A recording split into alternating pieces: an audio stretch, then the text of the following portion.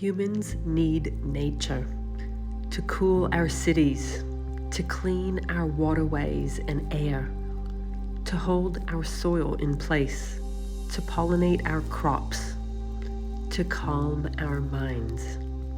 It's no coincidence. The less nature there is, the worse our mental health becomes.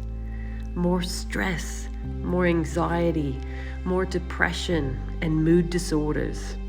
The research is clear. We need to reconnect with nature, to bring nature back into our lives. With multi-sensory exposure to nature, our ability to focus improves.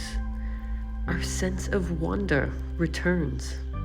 Our blood pressure drops.